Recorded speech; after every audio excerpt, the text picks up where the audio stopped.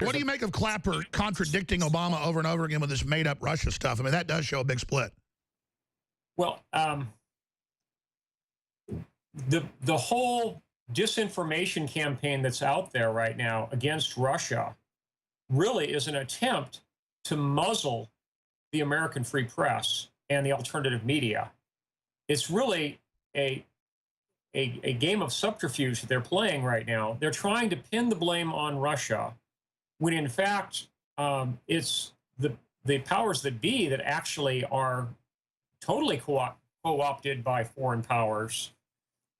If you look at the influence of George Soros, for example, he is essentially calling the shots for the entire Clinton and Obama crowd.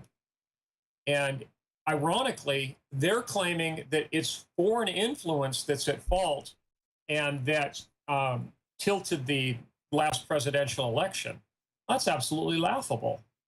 Soros and the internationalists, the globalists, have been spending billions of dollars influencing American politics, and yet they are claiming that Russia was somehow involved in influencing the American election. And so the good news is, I want to ask you this then. I want to go with this angle and continue back. James Wesley Rawles joining us, survivalblog.com.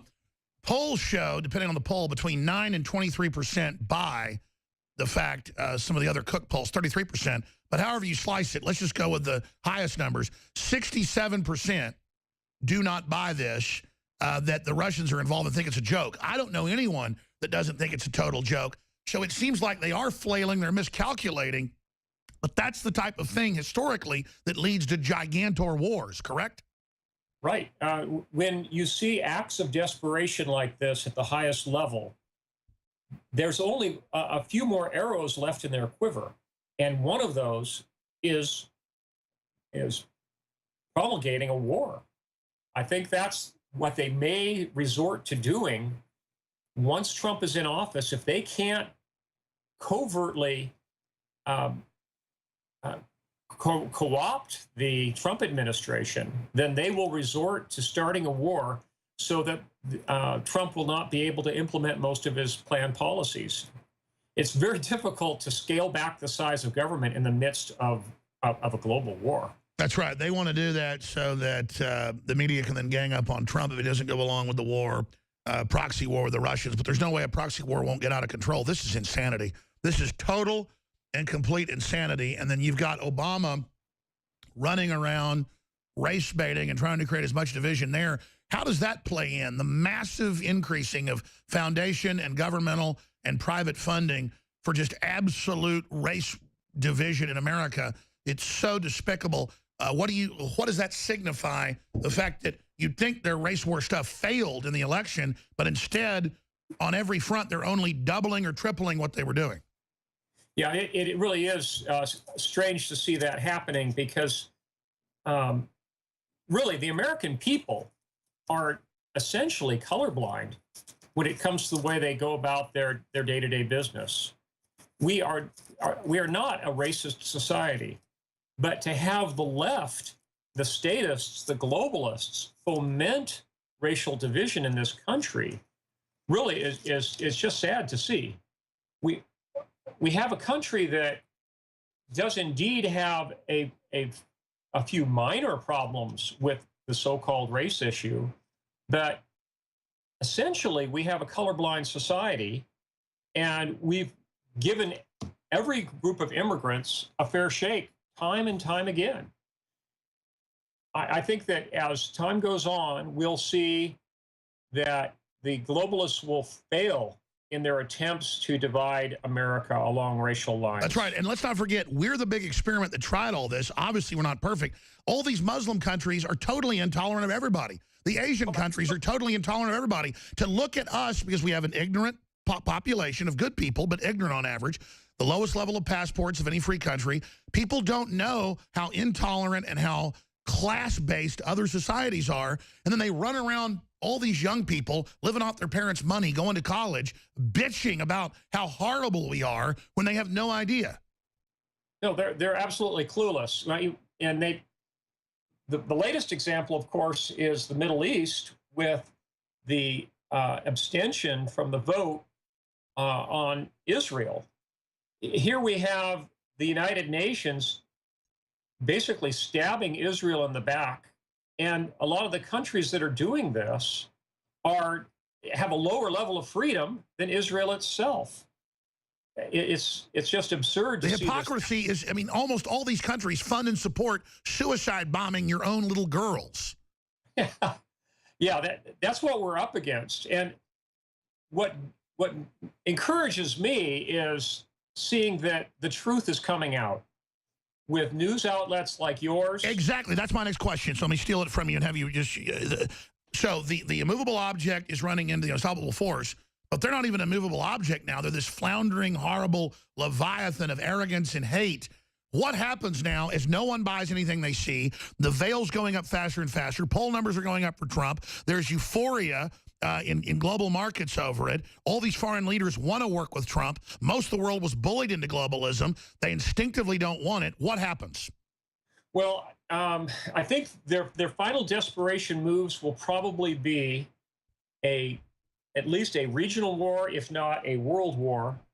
And then there'll be calls to silence so-called propaganda.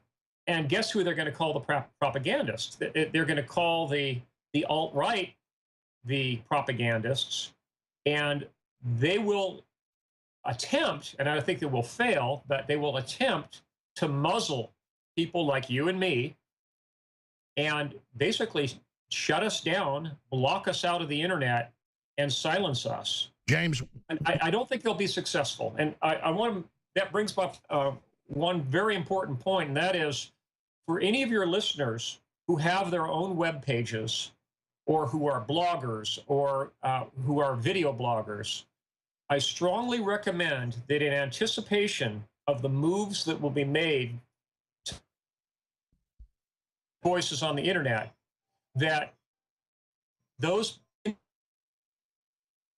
alternate websites for their James, James, stop for a second. Your phone is breaking up really bad. I want to get a better connection or get you back closer to the base and then continue or try to go to a physical landline if you can. James Wesley Rawles is our guest, survivalblog.com. While his phone's clearing up, let me hit what he just said. And this hit me about a year ago. I said, all this propaganda that I'm a Russian agent, so stupid. They want to pass laws banning people that are carrying foreign propaganda. And then I went, oh, my God, they're going to start a physical war with Russia. Only then would this make sense during total hysteria, claiming their opposition are Ruskies and then arresting us. And now they're actually passed a law and are saying it. Everyone's laughing. But see, they're not going to be laughing once they start the war. But they're still going ahead with the old plan to start the war with Russia that Hillary was going to carry out, admittedly. But Trump's in.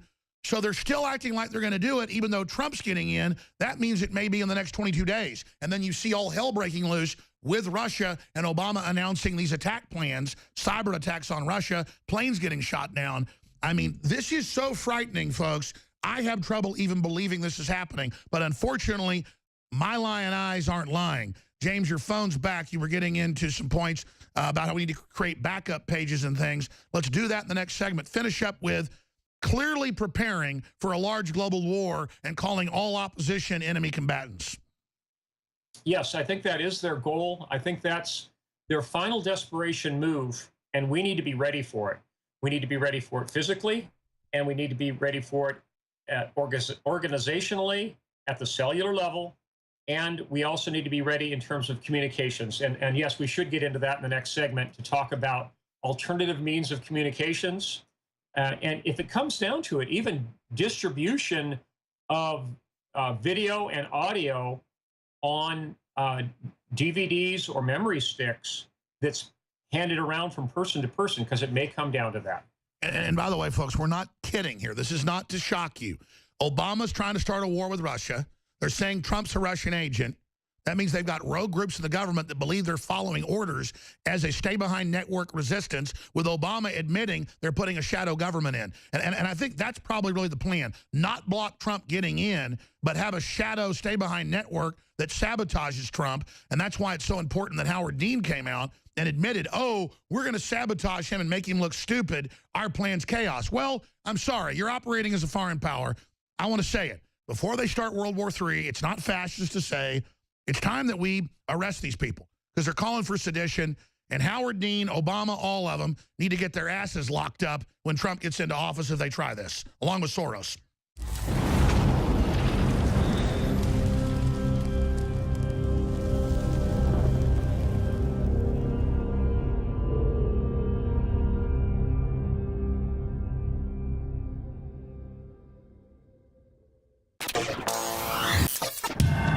InfoWars has more than 15 YouTube channels and about 3 million subscribers. Our main channel has 1.854 or 1,854,000 plus subscribers. Now, they've been gaming the system for a long time to shut down nationalistic or patriotic media, saying we're right-wingers, saying we're extremists. Well, it doesn't matter who we are. We have a right to free speech, don't we? As long as we don't violate the rules. Well, now Zuckerberg has come out and said he's going to restrict conservative news like communist China does, calling it fake news.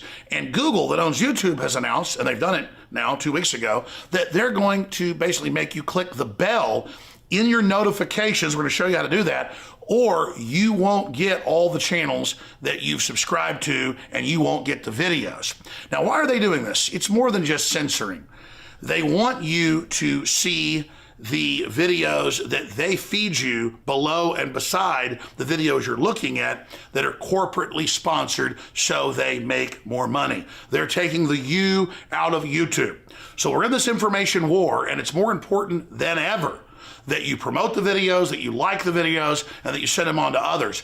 Because the answer to the attempt to shut us down and restrict free speech that's openly now happening is for us to redouble our efforts. We're winning the culture war as true classical liberals that made this country great. We're restoring the Renaissance. So again, if you want to get our videos, so you can make your decision whether you want to see them or not. After all, that's why you subscribed. YouTube's had this since they started 12 years ago or whatever it was. And they're fundamentally changing it so you don't get it. Ladies and gentlemen, this is promoting fake news and trash news and establishment news.